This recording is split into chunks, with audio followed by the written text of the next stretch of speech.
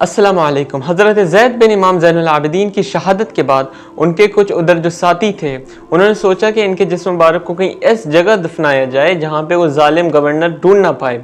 उन्होंने मशवरा किया, रिज़ल्ट ये आया कि एक दरिया था, दरिया के किनारे उनके जिस्म मुबारक को दफना दिया जाए। लेकिन किसी तरह वो जो जालिम गवर्नर था उसको उस जिस्म मुबारक के बारे में पता चला। वो जिस्म मुबारक निकाला, सर मुबारक को अलग किया, जिस्म मुबारक को अलग किया।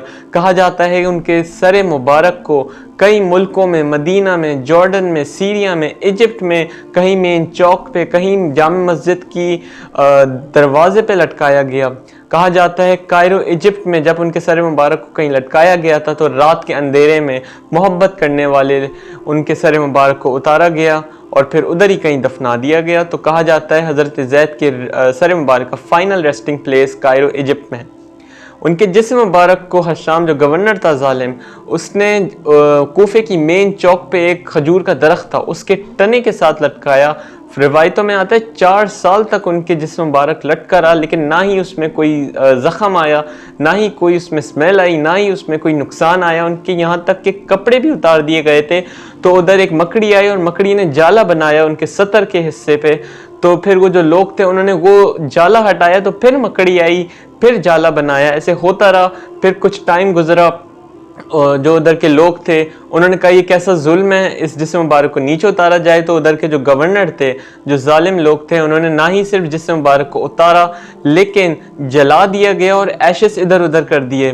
तो उधर भी जो कुछ मोहब्बत जो करने वाले थे उन्होंने कुछ एशेस को इकट्ठा किया और उनको जब दफनाने लगे उस एशेस को, तो कहा जाता है कि उस एशेस से भी कुरान की तिलावत की आवाज़ आ रही थी। इसलिए उनको हज़रत ज़ैद शहीद को कुरान का साथी, कुरान का दोस्त कहा जाता है।